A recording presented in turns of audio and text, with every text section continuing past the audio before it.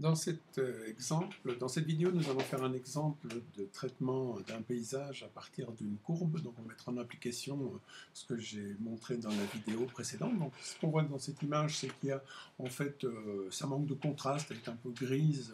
L'image, d'une manière générale, est bien exposée, mais il y a un fond gris un peu partout.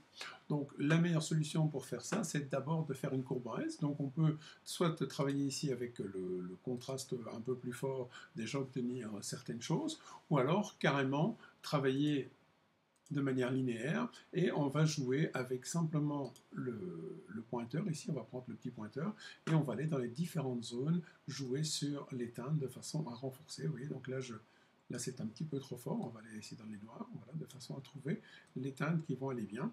Derrière, on va retrouver comme ceci, voilà, on va baisser un petit peu le niveau de l'eau, voilà, un petit peu le niveau du ciel. On va éclaircir un peu les blancs. On constate que j'ai quelque chose d'intéressant, mais il reste un peu trop bouché là. Donc là, si j'ouvre un peu, je perds un peu de détail ici. Donc cette courbe n'est pas suffisante de la manière dont je l'utilise. Je n'arrive pas à faire quelque chose d'assez fin pour tous les éléments.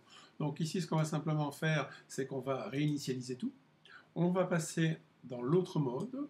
Et ici, on va pouvoir travailler directement avec l'autre courbe. Donc pareil, je vais sélectionner le point. Et à partir de là, on va retravailler de la même manière.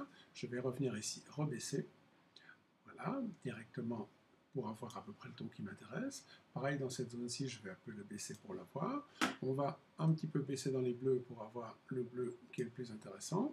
Et on va augmenter un peu les blancs là. Donc on voit qu'ici, je ne suis pas tout à fait sombre, je ne suis pas tout à fait bon encore. Donc je vais encore baisser un tout petit peu, voilà. On a dégrossi le travail. Maintenant, on va passer de l'autre côté et on va affiner ce travail, donc toujours avec le même point.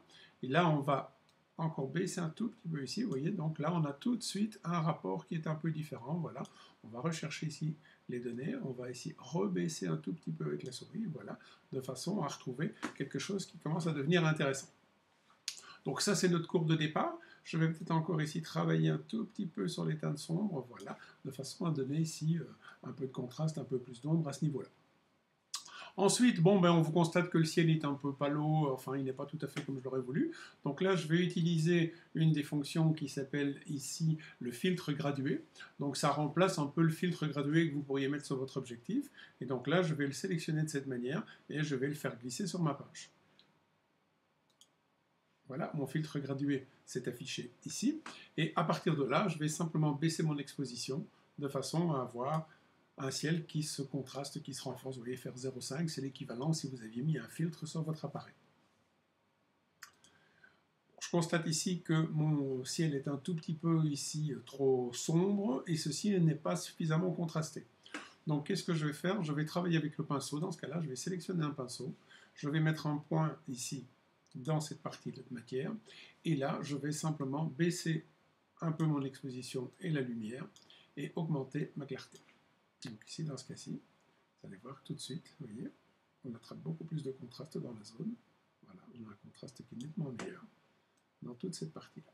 On va continuer ici, on va réduire un tout petit peu le pinceau, voilà, de façon bien l'appliquer aux endroits souhaités. Voilà, je l'applique un peu aux différents endroits que je le souhaite.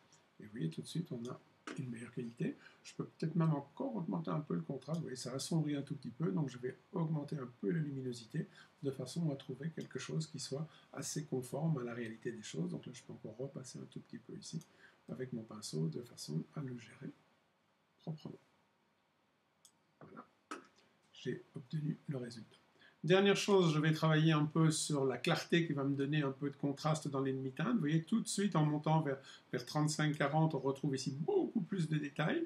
Et on va jouer un tout petit peu sur la vibrance qui va, elle, illuminer les demi-teintes des couleurs. Donc, vous voyez, ici, je vais vers les 15. On va trouver tout de suite de très belles couleurs. Je vais encore augmenter un tout petit peu la clarté. Dernière étape, ça va être de mettre une netteté à ma photo. Donc, on va sélectionner ici. Je vais prendre le petit carré, aller sélectionner un arbre pour qu'il vienne s'afficher dans ma zone ici. Pour mieux voir la netteté, j'enfonce la touche Alt, je fais glisser de façon à voir jusqu'où je vais pousser ma netteté. Ensuite, donc l'image devient en noir et blanc, c'est pour que vous voyez beaucoup plus facilement cette netteté, comment elle fonctionne. Je vais augmenter un tout petit peu le détail.